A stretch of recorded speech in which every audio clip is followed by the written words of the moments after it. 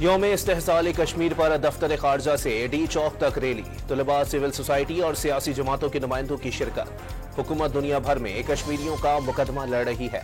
वजीर खारजा इसहाक डार का खिताब। वजीर आजम और सदर आसिफ अली जरदारी का कश्मीरियों की सियासी, सिफारती और इखलाकी हिमायत जारी रखने का आज़म। कश्मीरी अवाम के हक़ खुद इरादियत की दो टोक हिमायत करते हैं। भारतीय फोर्सेज की इंसानी हुकूक की खिलाफ वर्जियां काबिल मजम्मत हैं। ISPR का पैगाम।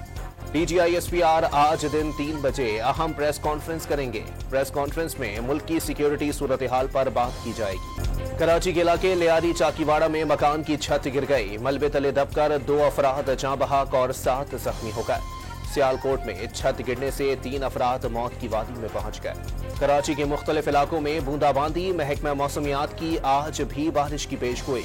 सिलसिला कल तक जारी रहने का इम्कान। कई सड़कों पर जमा पानी नहीं निकाला जा सका। सखी हसन पर सड़क धंस गई। लियाकताबाद में सड़क धंसने से कोस्टर गड्ढे में फंस गए। बिजली के भारी बिलों और टैक्सों के खिलाफ जमात इस्लामी का रावलपिंडी और कराची में धरना जारी। पेशावर और लाहौर में भी 1-2 रोज में धरने का ऐलान किया जाएगा। IPPs के धंधे को बचाने के लिए डराया जा रहा है।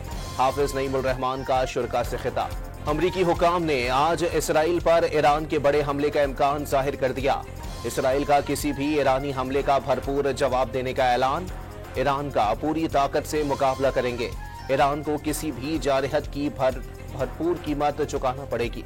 इसराइली वजीर आजम का इजलास से खिताब। और पेरिस ओलंपिक्स में अमरीका 19 गोल्ड मेडल के साथ पहले नंबर पर, चीन दूसरे और फ्रांस तीसरे नंबर पर।